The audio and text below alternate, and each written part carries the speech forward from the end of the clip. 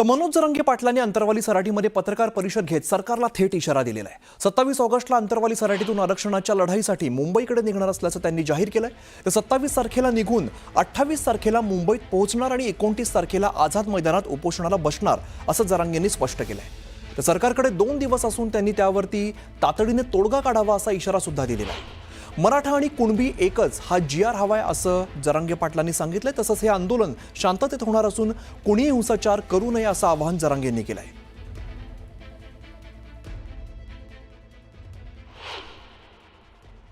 प्रमुख मागणी मराठा आणि कुणबी एक आहे, हा अध्यादेश हा GR आम्हाला मंजुरी सहित अंमलबजावणी सहित पाहिजे, त्याशिवाय आम्ही मुंबई सोडणार नाहीत हे सरकारनं लक्षात घेणं गरजेचं आहे। त्यानंतर हैदराबादचं गॅझेटियर हे आम्हाला लागू केलेलं पाहिजे अंमलबजावणीसह। त्याच्यावरती अभ्यास चाललाय, ऐकून घेणार नाहीत, खोटी माहिती आम्ही ऐकून घेणार नाहीत। तुम्ही काही कारणं सांगितले तरी आम्ही ते ऐकून घेणार नाहीत।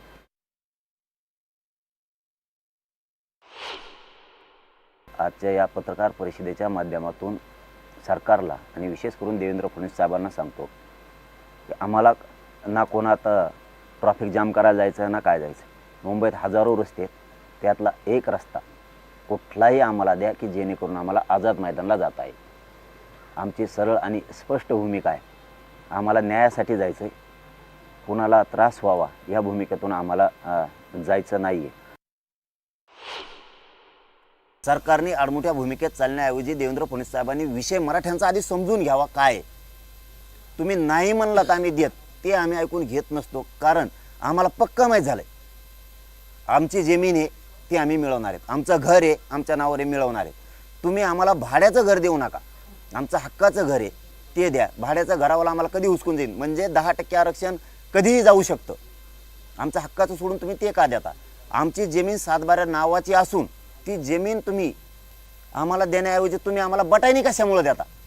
ती बटाईदार 1-2 वर्ष ठेवून हकलून देईल आम्हाला, त्याच्यापेक्षा आमची हक्काची जमीन आहे। कारण आता आंदोलन खूप पुढे गेलंय, आता निघण्याच्या तयारीत आहेत। म्हणून शेवटचं सांगतो, आणखीन तुमच्या हातात 2 दिवस आहेत म्हणून सांगतोय। आणि ही प्रेसच्या माध्यमातून, या पत्रकार बांधवांच्या माध्यमातून तुम्ही ऐकावं, तुम्ही महाराष्ट्र आणि महाराष्ट्रातले मराठी वेठीस धरू नये, कारण तुम्ही सरकार आहेत आणि सरकारने राज्य अस्थिर करू नये, ह्यो राज्याच्या प्रमुखाला अधिकार नाहीये। सरकार जर आडमुठ्याच्या भूमिकेत जाणार असलं तर ही देशासाठी आणि राज्यासाठी लाजिरवाणी गोष्ट आहे। मराठ्याचा असून देत नाहीत म्हणल्याच्या नंतर आडमुठा आता मराठा नाही तर सरकार आहे।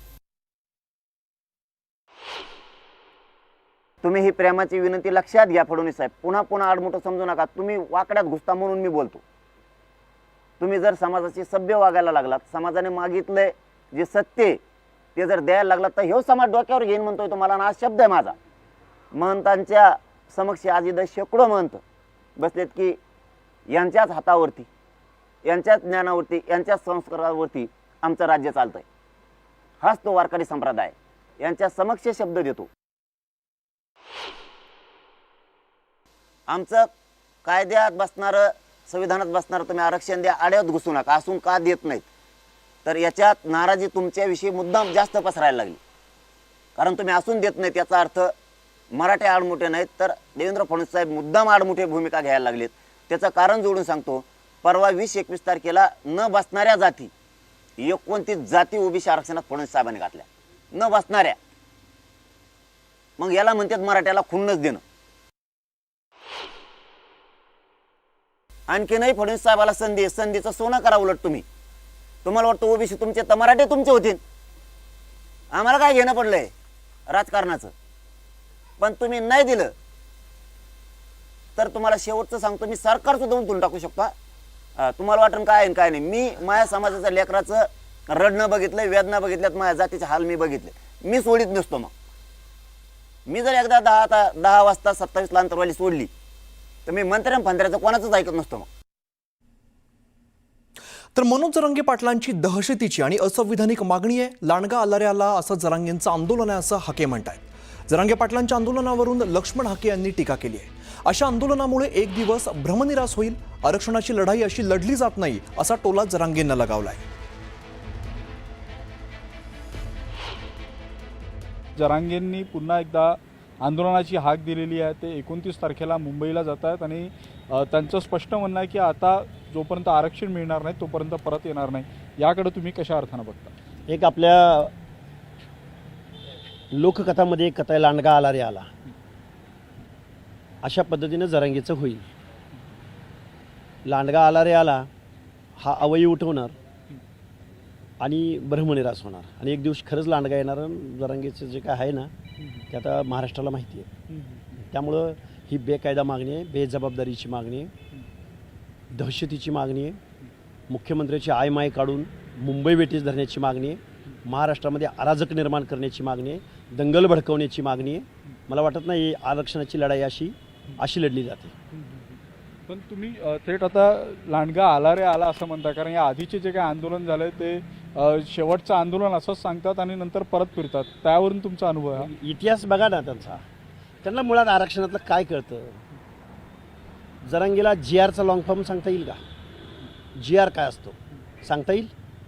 त्यामुळं अशा माणसाच्या नादाला लागून महाराष्ट्रातले आमदार, मंत्री, पक्षप्रमुख जर काम करत असतील आणि सत्तेतले, विशेष करून सत्तेतले राष्ट्रवादी काँग्रेस पक्ष, अजितदादा पवार गटाचे आमदार, शरदचंद्रजी पवारांच्या पक्षाचे खासदार सोळंके असतील, ते विजय पंडित असतील, 100x50चे बॅनर रस्त्यावर गावागावात लावलेले हे आमदार आहेत.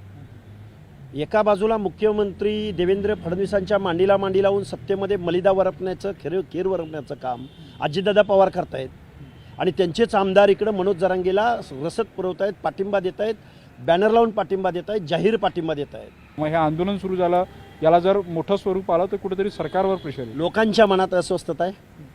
त्याला कसं वे आउट करायचं, चॅनलाइज करायचं. मी संविधान मानणारा, सुशिक्षित, वेल एज्युकेटेड माणूस आहे. मी जरांगेसारखा टपोरी माणूस नाही. त्यामुळं आम्ही कायदा सुव्यवस्था डोळ्यासमोर ठेवूनच आम्ही आंदोलन उभं करू. पण भल्या वाड्यांच्या इमारती, चिरेबंदी वाडे ढासळल्याशिवाय आम्ही राहणार नाही, एवढंच मी तुम्हाला सांगतो. व्हिडिओ जर्नलिस्ट प्रशांत मोहितेसह उदय तिमांडे, न्यूज 18 नागपूर. पुढे जाऊया. मंत्री संजय शिरसाट नेहमी त्यांच्या वक्तव्यामुळे चर्चेत असणारा नेता पुन्हा एकदा त्यांनी एक वक्तव्य केलं आणि यामुळे चर्चा सुरू झालेली आहे. डीजेमुळे त्रास होतो, डीजेऐवजी बाहेरगावचे भारी बँड पथक, ढोल पथकावरती भर लावा, ऐकायला पाहायला छान वाटतं. पैशांसाठी व्यासपीठावरती नेते आहेत, त्यांनी नाही दिले तर शेवटी मी आहेच, माझी बॅग उघडीच आहे. आपण व्हिडिओची चिंता करत नाही असं पालकमंत्री संजय शिरसाट यांनी स्पष्ट केलं आहे. व्यासपीठावरून केलेल्या या वक्तव्यामुळे सभागृहात एकच हशा पिकला. 40 गावचं बँड मागवा ना, वैजापूरच्या उधरच्या मागवा. पैसे कमी पडले ते सर्व लोक आहेत आणि काही नाही जमलं तर मी आहेच, बॅग माझी उघडीच आहे.